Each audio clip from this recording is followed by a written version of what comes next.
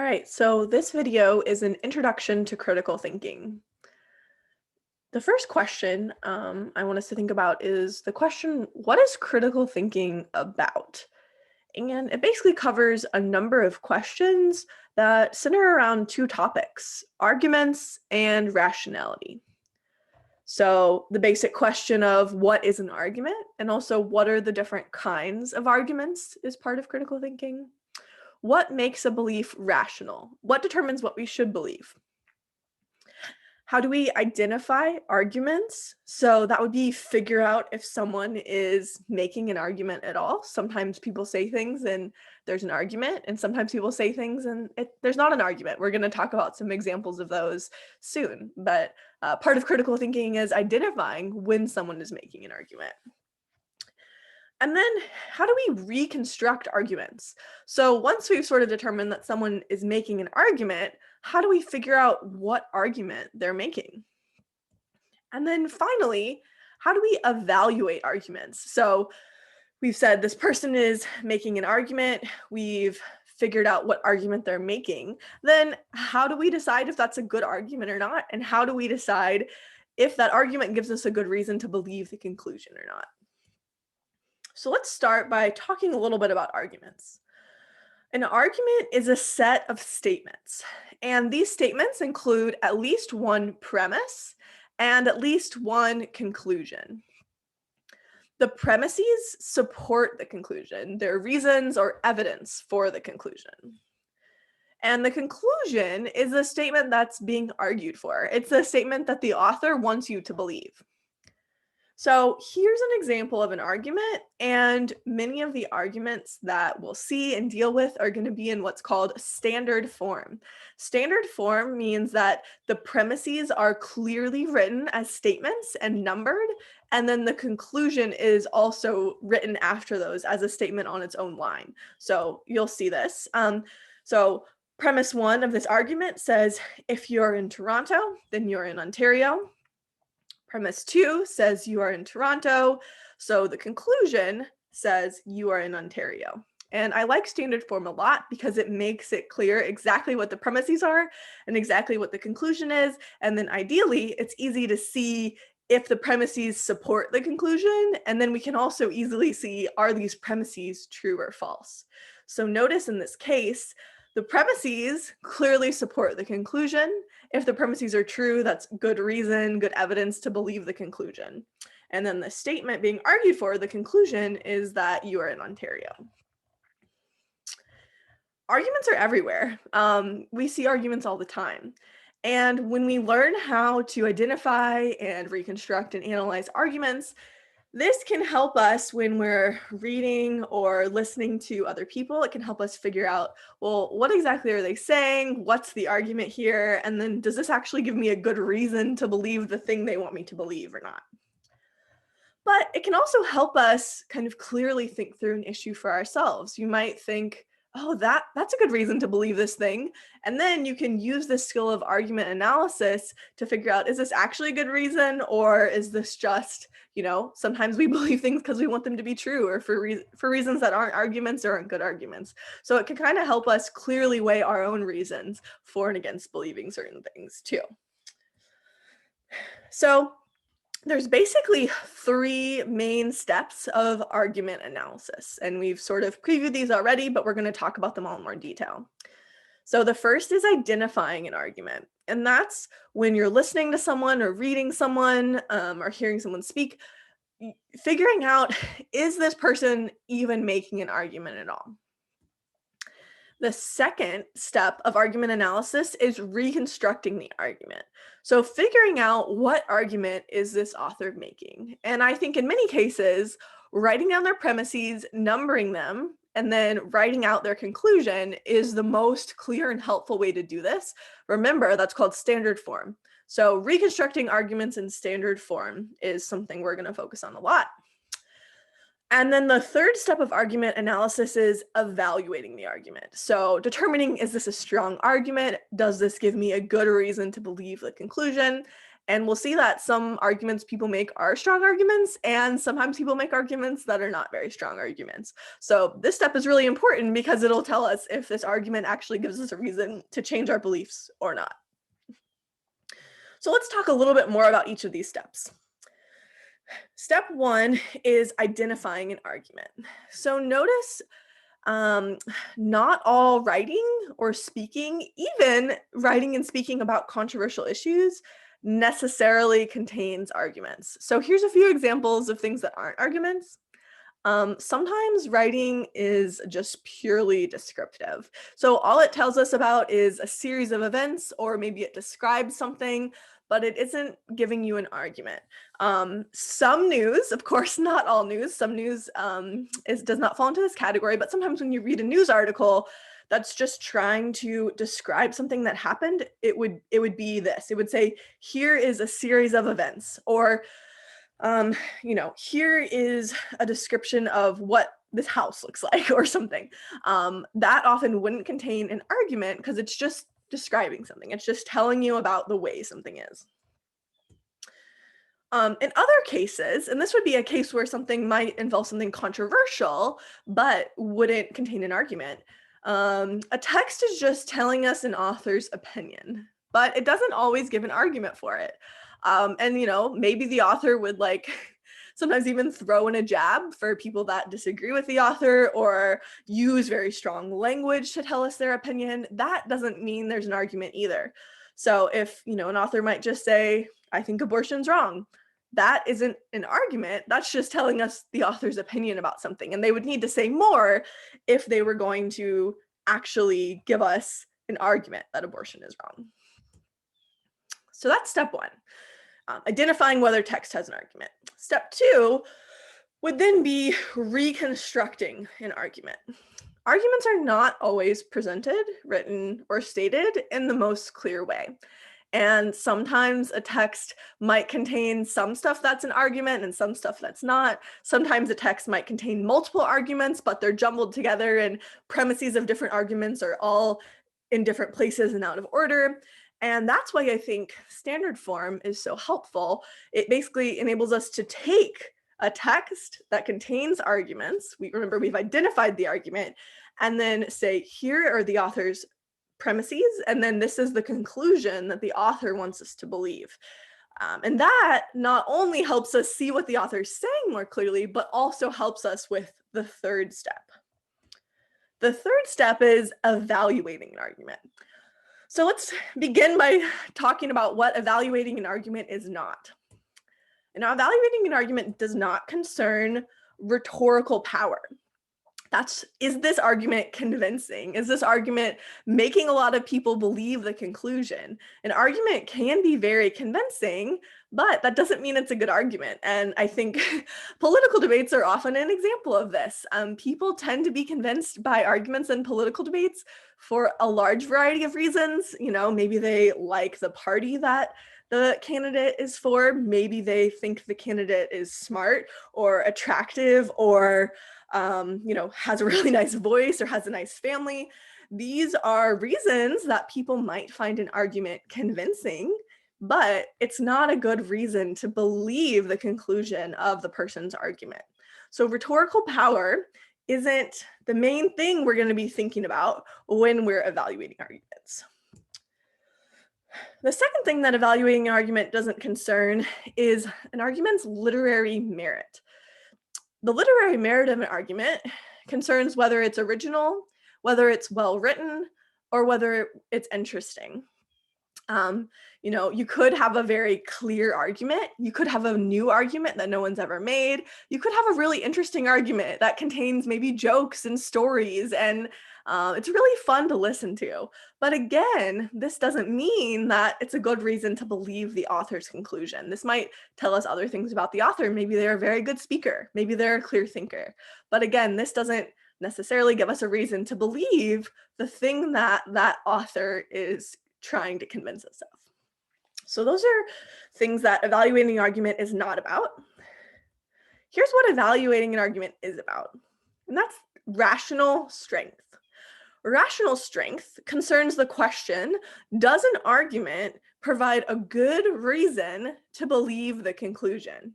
Not is it convincing, not is it original, not is the person making the argument smart or attractive, but have they given us a good reason to believe the conclusion? And often this concerns whether they've given us evidence for that conclusion.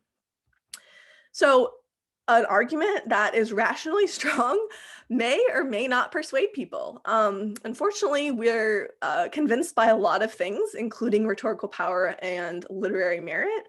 And just because an argument is rationally strong doesn't mean it's always going to be persuasive. So rational strength is more about what we should believe and whether someone has given us good evidence for their conclusion, rather than whether someone's impressive or a good speaker. All right, now I want to talk about 6 ways that people tend to deal with or respond to arguments. So the first way is the credulous person. This is also known as gullibility. And the credulous person kind of just believes everything that they hear. The credulous person might be constantly changing what they believe. The credulous person might actually end up believing things that are inconsistent, but they just believe everything they hear anyone say. On the opposite end of the spectrum is the person of contradiction. And some of you might know people like this. I think I know people like this. This person just believes the opposite of whatever they hear. They just want to kind of disagree with any point or argument that anyone else is making. And so if you say X, they say not X. This is another way that people deal with arguments. These are, again, on opposite ends of the spectrum, but both of them are probably not good ways to deal with arguments. The third way that someone might deal with arguments is what's called the dogmatist. The dogmatist is going to hold on to their own opinions no matter what. No matter how good your argument is, they don't care. They're just going to keep believing what they believed before. No amount of evidence, no amount of argumentation would convince them. Then there's the skeptic. The skeptic just refuses to believe anything. They don't form any beliefs. No matter what you say, they're not going to believe it either way. They're withholding belief on everything. And then finally, there's the relativist. And the relativists, you might think of them as kind of being motivated by something like being a peacemaker, but relativists will try to say that everyone is right in some way. The problem with relativism, I think now most philosophers reject at least a lot of versions of relativism, because if you say, guys, everyone is right, what about the person who says, well, no, everyone's not right. Some people are right and some people are wrong. Are they right too? So it's hard to know if you're making this claim that everyone is right, is the person that disagrees with that claim also right? So philosophers will often say that at least certain versions of relativism are what's called self-defeating. And what that means is when you commit to relativism, you're also committing to things that then give you a good reason to deny relativism. So when you say everyone is right, that seems to mean that the person who says that everyone isn't right is wrong. But then that gives you a good reason to deny relativism. So a lot of philosophers now think relativism can't be right, at least in general, about everything. So these 5 ways that people deal with arguments are not good ways to deal with arguments. This is not how we should respond to arguments. Remember, we said there's 6 ways though, and so the 6th way is the way that I want to encourage all of us to respond to arguments. And that is by being what's called a rational thinker. Rational thinkers examine arguments with an open mind. So they're not just going to dismiss your argument because they disagree with the conclusion, but they're really going to think about what you said and be open-minded and be willing to think about the possibility that you're right, even if you disagree. Rational thinkers will change their mind when the arguments call for it. They're not dogmatic. They don't just hold to their own opinions no matter what, but they follow the evidence. Rational thinkers are willing to give up comfortable and popular beliefs when the arguments call for it. You might have been in a situation where your whole family or all your friends or everyone on social media is saying something. That actually, just because everyone is saying something, that doesn't automatically give us a good reason to believe it. And we might think there's actually a lot of reason to think that all these people are wrong about this. And so sometimes we need to give up comfortable or popular beliefs because the arguments call for it. But just because something's popular doesn't mean it's wrong either. So we should also go along with popular views when the arguments call for it. So popularity isn't a reason to reject a view, but it's also not a reason to accept a view. We should follow where the arguments and evidence lead.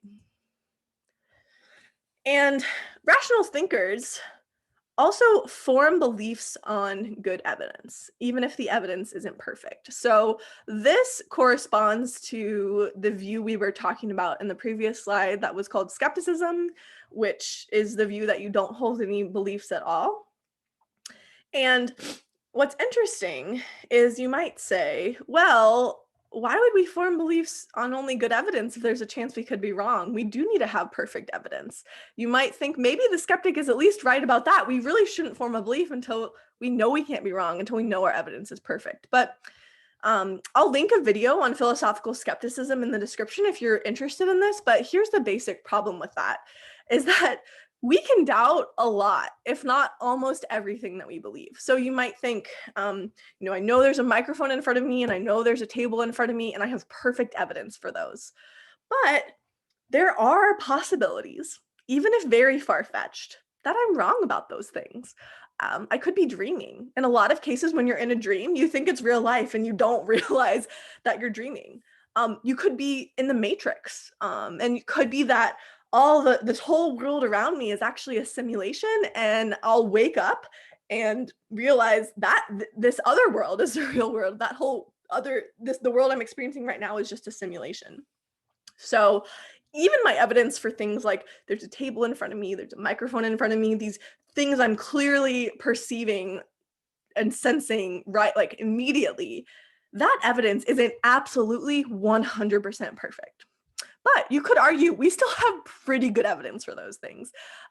We have pretty good evidence that our senses are reliable and pretty good reason to trust the things that we see and touch and taste and smell. And so this is why we can form beliefs on good evidence, even if that evidence isn't perfect. If we required perfect evidence, we would basically have to give up almost everything that we believe. And again, if you're interested in this, I'll link a video that kind of goes into skepticism a little bit more. But I want to encourage us to form beliefs on good evidence, even if our evidence isn't perfect. So in the end, why should we care about critical thinking? Like, what's the point of even thinking about critical thinking or spending a bunch of time on it? And here's why I think critical thinking is super important. It helps us get at the truth.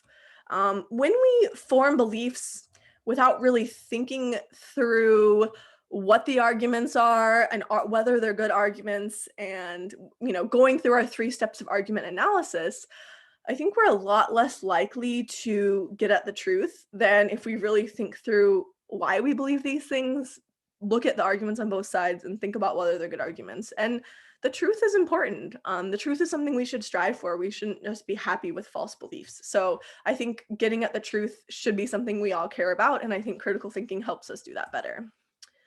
And relatedly, I think critical thinking also helps us gain knowledge about the world around us, knowledge about morality, knowledge about even deep questions like whether God exists or whether we have free will. It also helps us form our beliefs in a more rational and responsible way. It's easy to believe things because we want them to be true or because they're convenient or popular. And part of the point of critical thinking is to help us believe rationally and responsibly, not just form a belief because it's easy or convenient. Critical thinking also helps us fairly and rationally evaluate both sides of controversial issues. And this is a huge issue today when there's so much disagreement and so much polarization. And I think it's really valuable to step back and sort of think about the reasons that both sides have given for their position. And not just believe something because we grew up believing that or because that's what our family and friends believe, but I think at least at a certain point in life, we should sort of step back and think more about these controversies and attempt to fairly and rationally evaluate both sides. And critical thinking is very helpful in enabling us to do that. Critical thinking also just helps us be clear thinkers. And this is one reason I think putting arguments in standard form is so valuable. It's because you can clearly see what's the conclusion of this argument and then what are the reasons that are given to support it. And we'll talk more about, when we talk about evaluating arguments, how we can really clearly see the ways that an argument in standard form can fail and the ways that an argument in standard form can be a good argument. And this enables us to clearly think through both sides of controversial issues, but just any argument in general, whether it's controversial or not. So I think this kind of clear thinking is just really valuable for many things in life. And clear thinking and rational believing, even if they're good in and of themselves, they also lead to action. So maybe you're trying to decide what your view is on some political matter. And let's say you kind of fairly and rationally evaluate both sides, you look at the arguments, and you come to some conclusion. Well, that's great, but also that conclusion is then going to affect your action. For example, it'll affect who you vote for. And that's really important too. And then ultimately, those beliefs and those actions are going to affect the kind of person that you become. And so critical thinking is great because it helps us believe better, but it's not just about believing better either. It's about acting better, and it's even about our character and who we eventually end up becoming. Okay, so as a brief summary, today we have talked about what is critical thinking, what are the main questions that it concerns, and as a reminder, it's mainly about arguments and rationality. And we've talked about what is an argument, what are the different parts of an argument, premises and a conclusion. Then we've discussed the 3 steps of argument analysis, which is identifying, reconstructing, and evaluating arguments. We've talked about 6 ways that people deal with arguments and why we should strive to deal with arguments in the final way, which is being a rational thinker. And then finally, we've discussed some reasons that we should care about critical thinking. And I just want to note that a lot of the material from this lecture comes from Feldman, Reason and Argument, Chapter 1.